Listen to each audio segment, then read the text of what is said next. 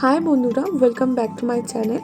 তো আজকে আমি একটা ঘুরতে যাওয়ার ব্লগ শেয়ার করছি, যেটা আমি ভোরবেলায় ঘুরতে গিয়েছিলাম।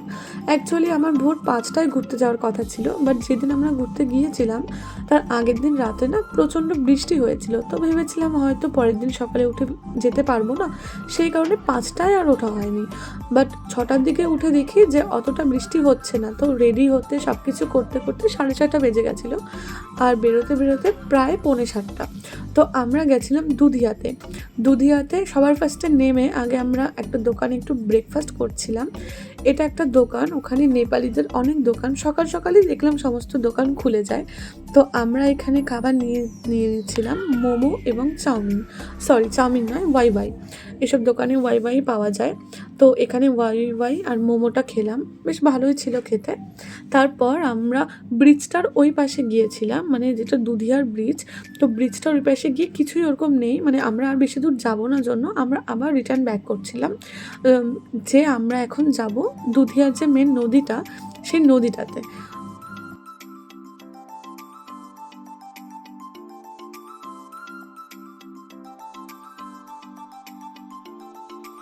তো আমরা ব্রিজ থেকে নেমে পাশে একটা গলি আছে, সেই গলিটা দিয়ে আমরা এই নদীটার এদিকে যাচ্ছিলাম। বাট সেই টাইমটার মধ্যে না রোদ উঠে গেছিলো আর একটু গরম গরমও লাগছিল। তো ভাগ্যিস কিছুক্ষণই রোদটা ছিল, আবার কিছুক্ষণ পর রোদটা একটু কমে গেছিলো। তো তার জন্য একটু কিছুক্ষণ নদীটার ওখানে থাকতে পেরেছিলাম, নাহলে এই গরমের মধ্যে ওখানে থাকা যেত না, ভীষণ গরম লাগছিল। আর ভোরবেলায় এরকম নদীর সাথে পাহাড়, মানে ভীষণ সুন্দর লাগছিল। আর যেহেতু রোদটা একটু নেমে গেছিলো, তো তার জন্য আরও ভালো লাগছিল। রোদটা থাকলে না ভীষণ, এখন তো গরমের দিন, রোদ যতই হালকা হোক বাট গরম ভীষণ লাগে। তো তারপর আমরা একটু আপার দুধিয়ার দিকে যাচ্ছিলাম।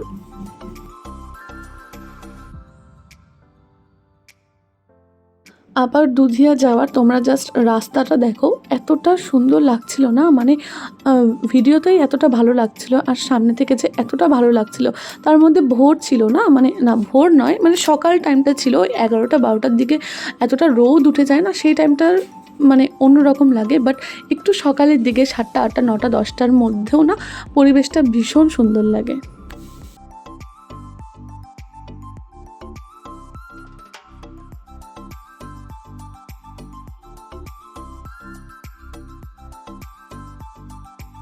তো তারপর আমরা এখানে চলে এসেছিলাম চিল আউট রেস্টুরেন্টটাতে, এখানে একটু খাওয়া দাওয়া করার জন্য।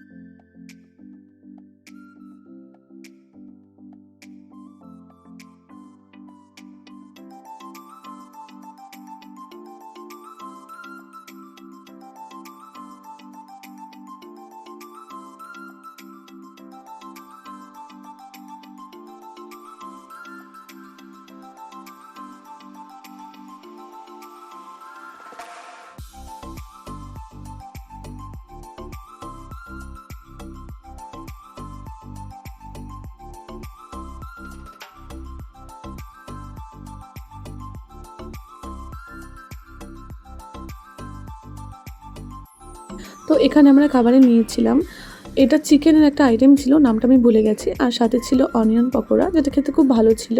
আর একটা মশলা কুক নিয়েছিলাম, যেটাও খেতে খুব ভালো ছিল। আর এখানে আমি খেতে খেতে একটু ভিডিও করছিলাম ফুড ব্লগারদের মতন, বাট একদমই ফুড ব্লগারদের মতন করতে পারিনি। যাই হোক, আমি নর্মালি খেয়ে তোমাদেরকে জাস্ট জানাচ্ছিলাম কেমন খেতে ছিল, বেশ ভালোই ছিল খেতে।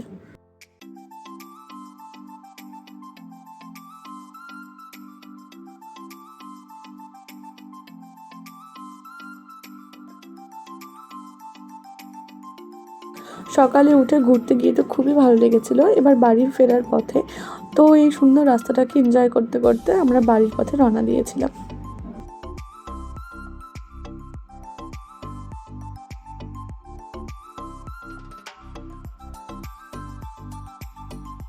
কেমন লাগলো ভিডিওটা অবশ্যই সবাই একটা কমেন্ট করে জানিও, আর ভালো লাগলে অবশ্যই একটা লাইক করে দিও, আর আমার চ্যানেলটাকে সাবস্ক্রাইব করে দিও। দেখা হচ্ছে একটা নতুন ভ্লগে, ততক্ষণ সবাই খুব ভালো থেকো, টাটা।